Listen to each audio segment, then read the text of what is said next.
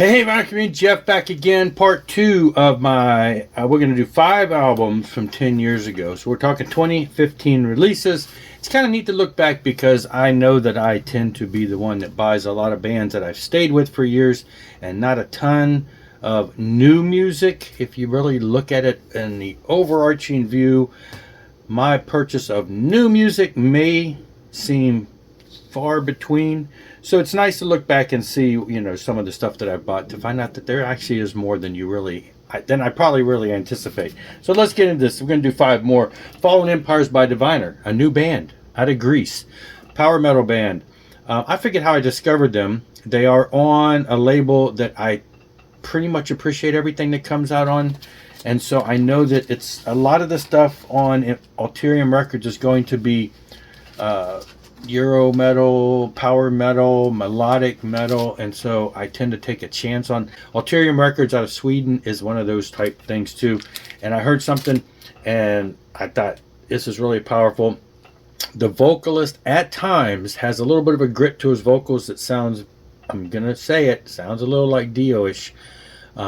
He's got that kind of a power vocal, and not all the time, but anyway, that's kind of what I think I caught my attention when I first got into this. And this is their first of 3 albums. They've had 3 albums since their first in 2015. And so yeah, if you haven't heard them, check them out. They have videos out there. I just think they're really a powerful band, really great stuff. They're consistent through 3 albums of great stuff. So again, that's a new band that I tried. So there you go, a new band. All right, here we go. Astonishing by Dream Theater.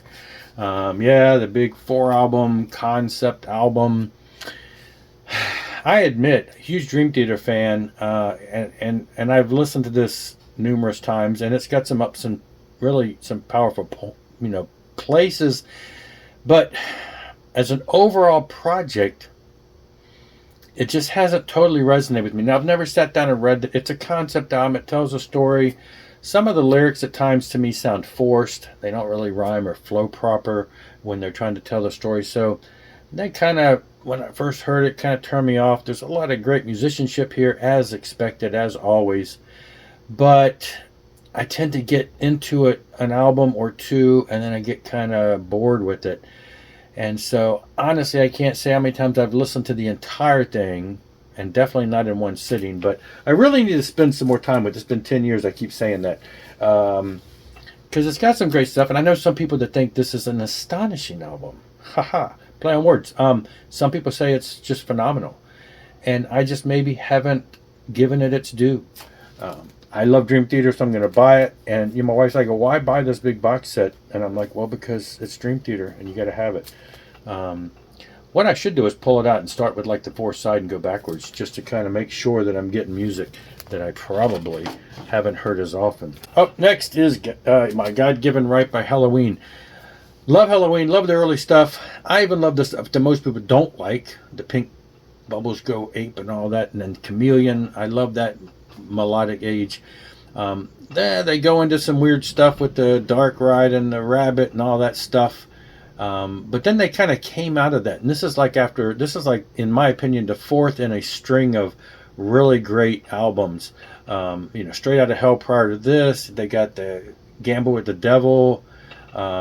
Just all of those were like top notch in my opinion, and this is coming in on the tail end of that, and then they have a new album since. So I really got into Seven Sinners. All of that in that era was just, they were consistently good in my opinion. And so yeah, haven't got the other ones on vinyl. They have been a little harder to acquire, but this one fell into my hands a couple years ago, so I grabbed it. All right, here's another new band, if you want to call it that, Hollywood Vampires. 10 years ago, the first Hollywood Vampires that came out. They've had a 2nd album since then, and a live album. And this is just an all-star band. This is, Alice Cooper, Joe Perry, Johnny Depp. We got all kinds of people. Here we go. Dave Grohl plays on here. A lot of different named people of various Slash, Joe Perry, Neil Smith, Glenn Sobel, Joe Walsh, Kip Winger. Anyway, it's an all-star cast of people. I think the core band that you find is, Alice Cooper on vocals. You got Johnny Depp on guitar. You got Joe Perry on guitar. Those seem to be the 3 key members that you see them in all the pictures and everything. Anyway, fun stuff. There's a little bit of covers in here. There's a bunch of originals. It's just some fun stuff. And like I said, there was a second album that came after this, and it's just as good. In my opinion, I really like it. I like all of those artists, and so it was really cool to have that. So grab that. And then Venom by Impellitteri. Impellitteri, one of my favorite bands. Been around since the 80s. Impellitteri, one of the fastest shredding guitar players. Melodic metal. Has had a couple vocalists over the years, but Rob Rock is the mainstay that's on the majority. When he's not available, because he's involved in so many other projects, when he's not available, sometimes Chris will bring in another singer. So you've got a handful of albums in the career where there are other vocalists. But Rob Rock is the key one that comes most of the time, and here's one with him in it. I'm really sad because they have a brand new album that just came out a couple months ago, and I hemmed and hawed and waited for it on vinyl, didn't buy it, and now it's totally sold out and I can't get it anywhere. So I'm looking to hopefully run across it one day in the wild or get a copy for a decent price somewhere. I really want to get the new album on vinyl. But here's the one from 2015, and even some of the other ones that they've released. They've released some of the earlier stuff that has come out on like Night of the Vinyl Dead, in the past year. So there's still a big chunk of his catalog that's not on vinyl. I'm hoping they do reissue some of those things. Maybe the new album will be reissued at some point, but for now I'm missing it.